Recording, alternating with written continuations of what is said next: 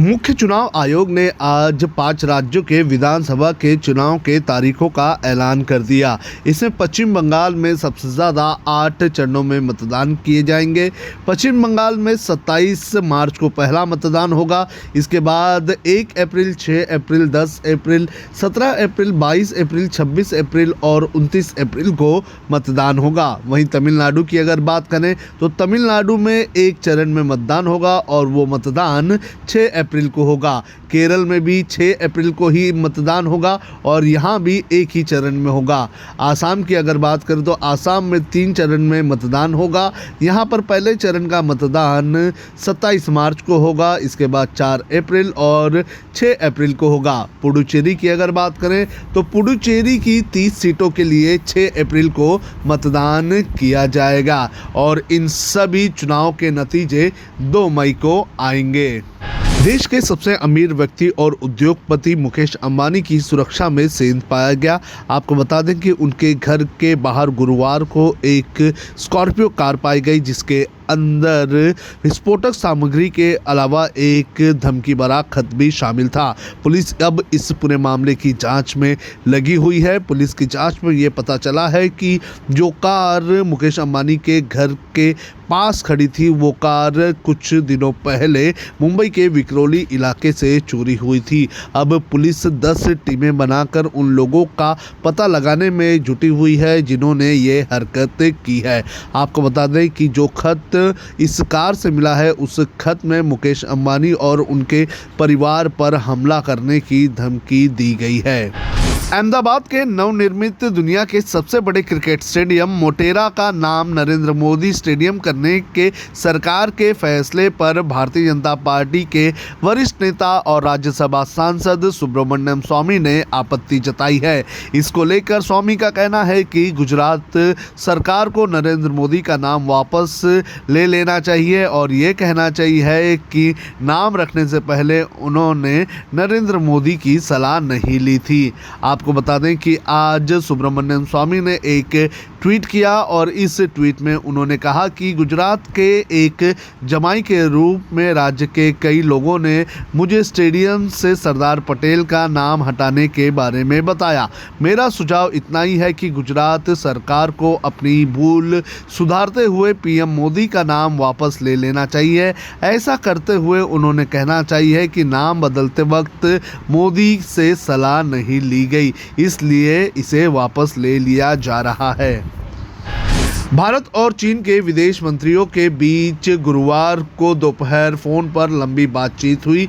75 minute लंबी बातचीत में लाइन ऑफ एक्चुअल कंट्रोल यानी कि LAC पर हालात सामान्य बनाने और तनाव कम करने पर चर्चा हुई। भारतीय विदेश मंत्रालय ने शुक्रवार को इस बात की जानकारी दी। विदेश मंत्रालय के मुताबिक भारत के विदेश मंत्री S जयशंकर ने चीन के फॉरेन मिनिस्टर वांग यी से कहा कि लद्दाख से दोनों देशों की सेनाओं के हटने के बाद बाकी मुद्दों पर चर्चा की जाएगी। विदेश मंत्रालय के बयान के मुताबिक हमारे विदेश मंत्री ने वांग यी से कहा कि सबसे पहले टकराव वाले क्षेत्रों से सैनिकों को पीछे किया जाना ज़रूरी है। इससे सीमा पर दूसरे क्षेत्रों में भी तनाव कम किया जा सकेगा। पैंगोंग लेक एरिया से सैनिकों के पीछे हटने के बाद दोनों पक्ष LAC के दूसरे हिस्सों और पूर्वी लद्दाख के दूसरे हिस्सों पर विवाद के बारे में भी बातचीत कर सकेंगे। भारतीय अर्थव्यवस्था मंदी के दौर से उबर आई है। उसने वित्त वर्ष 2020-21 की तीसरी तिमाही में 0.4% का विकास दर हासिल किया है। इसके साथ ही पॉजिटिव आर्थिक विकास दर भी पटरी पर आती हुई नजर आ रही है। वित्त वर्ष 2020-21 की पहली 2 तिमाही में भारत की GDP ग्रोथ नकारात्मक रही थी।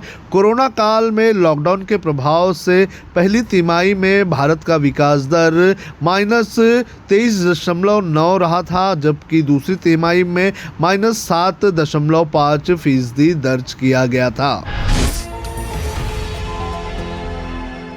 जब हमने HW न्यूज नेटवर्क की नींव डाली थी तब हमने ये ठाना था कि न्यूज और इंफॉर्मेशन ये लोगों तक फ्री पहुंचनी चाहिए, मुफ्त पहुंचनी चाहिए, और हम आज भी ये वचन पर कायम हैं। पर जैसे आपको मालूम है न्यूज चैनल चलाने के लिए पैसों की जरूरत है। तो हमको सबको न्यूज फ्री पहुंचाने के लिए कुछ मेंबर्स और कुछ सपोर्टर्स की जरूरत है। जी हां, मेरी आप सबसे गुजारिश कि आप सब HW न्यूज हिंदी की मेंबरशिप को ग्रहण करें। ये सदस्यता स्वैच्छिक है, यानी कि आप अपनी मर्जी के मुताबिक इसे ग्रहण कर सकते हैं, क्योंकि अगर आप इसे ग्रहण नहीं भी करते तब भी आपको HW न्यूज हिंदी के तमाम कार्यक्रम मिलते रहेंगे। मगर अगर आप चाहते हैं कि आजाद न्यूज जो है वो मजबूत हो, अगर आप चाहते हैं कि वो न्यूज जो सत्ता से सवाल पूछती है वो मजबूत हो, तो जरूर बने HW न्यूज हिंदी के सदस्य। जो लोग हमारे 89 रुपए प्रति महीने वाले कार्यक्रम से जुड़ेंगे उनके लिए HW न्यूज का बैच विश मिलेगा।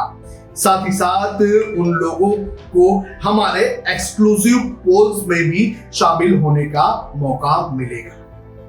इसके अलावा हमारा जो दूसरा मेंबरशिप कार्यक्रम है वो 199 रुपीस प्रति महीने का है, यानी कि 199 रुपए प्रति महीने। और इस प्रोग्राम में हमारे जो मेंबर्स हैं उन्हें 99 रुपए के प्रोग्राम वाले सभी चीजें तो मिलेंगी। इसके अलावा बिजनेस से जुड़ी हुई बातें भी हम करेंगे। हमारे एक्सपर्ट अखिलेश भार्गव से आप बिजनेस से जुड़े हुए अपने सवाल भी पूछ सकते हैं। हम उम्मीद करेंगे कि आप इस निष्पक्ष पत्रकारिता की राह में हमें पूरी तरह से योगदान देंगे।